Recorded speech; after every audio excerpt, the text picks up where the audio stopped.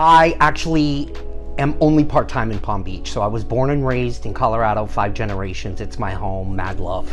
Love, love, love. And I had a really good career with a guy who probably taught me more than I could possibly learn about business. Worked for him for 20 years. After about a year and a half, he said, I know you're in Denver, but our corporate headquarters is moving down here and you have to come. And of course I threw a big fit, but I was a kid. I just bought a new house. I had to scrape up $2,500 for the down payment, which to me was $8 million. And so I said, no, I'm only coming down here for a year. Of course, it's 25 years later, and here I am. But I've made some bad decisions in my life, but not selling my house there was a good one. So I still have it. So I get to go back and forth, which is really nice because all my friends and family are there. However, West Palm has been really good to me. Owning businesses here, especially the last 5 years, being able to be here has been a great, amazing thing. So, yeah, so I got dragged down here and here I am. Happy camper, yeah. I don't know if it's a calling. The calling sounds pretty like high-end. I'm just a furniture geek, but I've always been a furniture geek. So my mother tells stories. She cork boarded all 4 walls in my bedroom when I was little because she was upset all the time because I was putting holes in the walls, rearranging furniture, upset with her color choices in the living room, that kind of stuff. All of my spare time I spent furniture shopping and hunting and playing with it. And even though I was in the corporate world for 20 years, I knew furniture was my thing. So often people will say the same thing, making the decision to do what you love is the hardest part, So I did. I retired and I left it and I found my way to Circa Who Furniture, which of course is the greatest thing ever.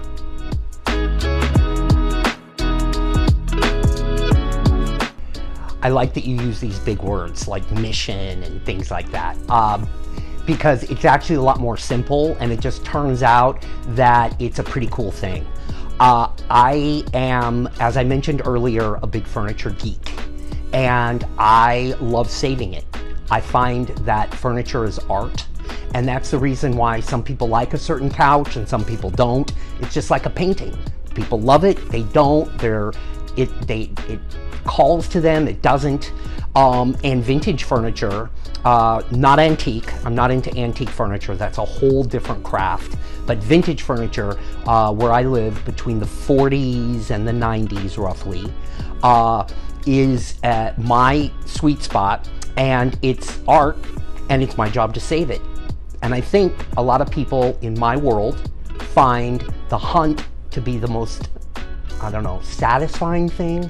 But for me, it's a save. I get immense pleasure in having somebody fall in love with a piece and knowing that it's going to get another 50 years of life. And that is incredibly satisfying to me. And it just goes and figures that seems to be something extra trendy right now. Like for example, I didn't know it, but I'm an upcycler, which is a new word. It didn't exist 5 years ago, and now that's what people call me all the time. And people, especially young people, come in a lot and thank me for my recycling efforts, which actually, that part of it didn't occur to me at first, but it turns out that's what I do, and yeah, it makes me proud.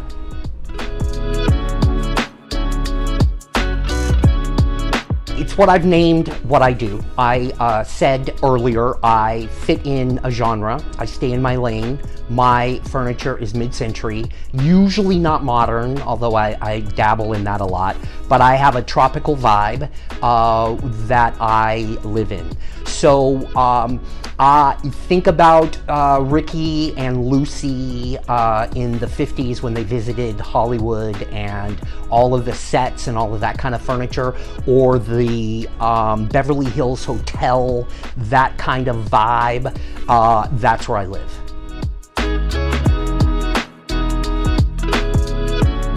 Well, I'm very excited because Circa Who Furniture is about to turn 20 years old. We're going to turn 20 in January, which is a big deal. And we've evolved, of course. We have a following that is quite large. Of course, as a business owner, it's never large enough, but that's a whole different story. But I'm very proud of my team and the accomplishments that we've made, because we have, stretched our horizons. I'm constantly fascinated by the fact, like, for example, this morning in our morning meeting, we had a conversation about how we are going to get a rhinoceros to Dubai. Like, how do you have that conversation? You know what I mean? I just sent a cactus to St. Petersburg in Russia. Not St. Petersburg on the other coast, but St. Petersburg in Russia. It's amazing to me. And I find that fascinating, and I'm just really thankful for that kind of stuff. So I don't know how people know me in Italy. I don't know why I deliver to Sydney, Australia, but I'm really thankful for it, and it makes me very happy.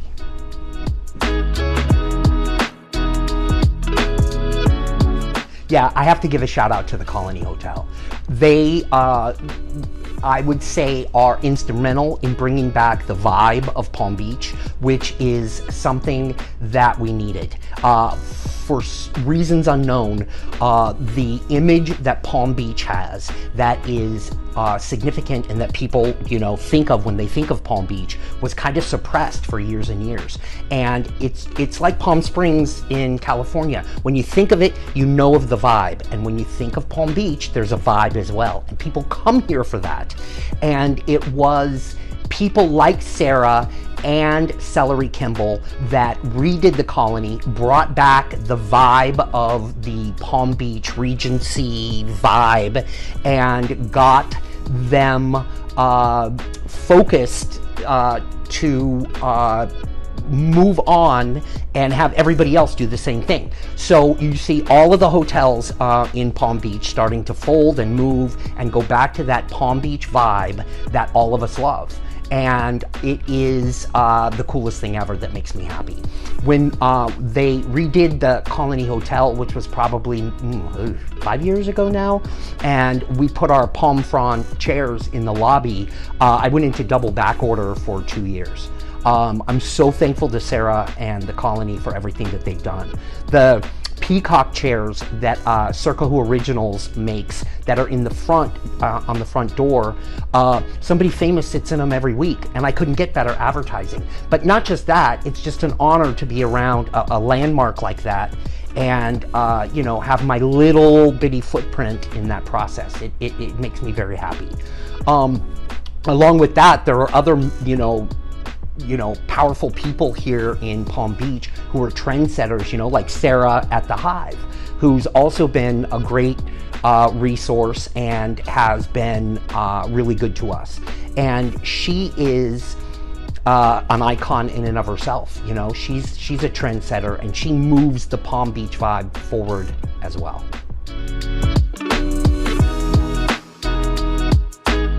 So Circa Who Furniture, now we are comprised of 3 different companies. We have Circa Who Furniture, the original, the OG.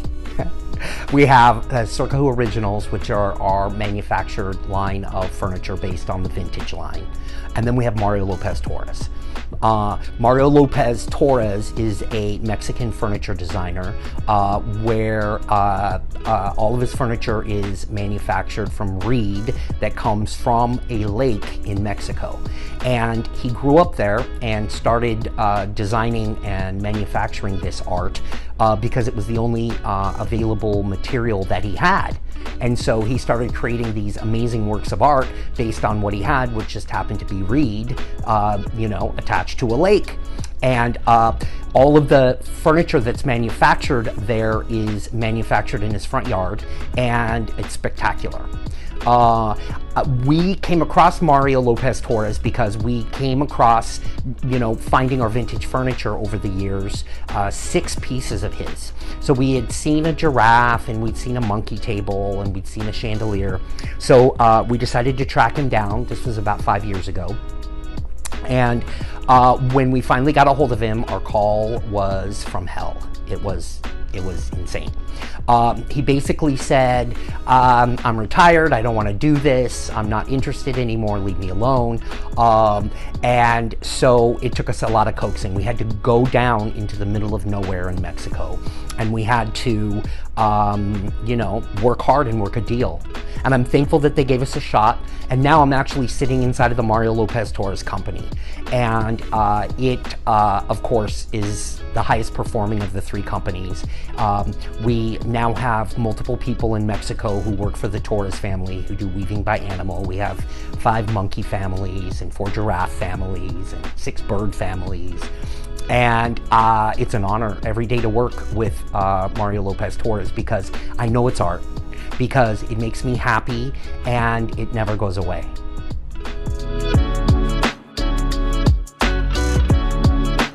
So I've got a lot of crazy requests, and dealing with with our clients is my favorite thing. I love my clients. It is. It's my favorite.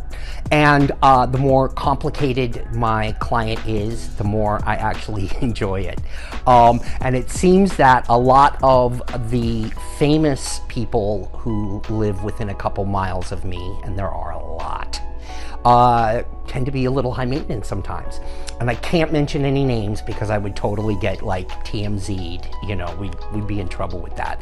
But I can tell you a couple of stories. Like, I have a very famous client who comes in twice a year with her 2 assistants, and I'm not allowed to speak to her directly. I can only speak to her assistants, and then her assistants will speak to her. We broke through the wall in May because for the first time ever she came in and spoke to me, and I couldn't speak back to her because I had a little meltdown because I was so excited, and so I totally looked like a dork. And by the end of the visit, she was going back to having her assistants talk to me instead of speak to her directly. So yes, so I have a lot of those stories.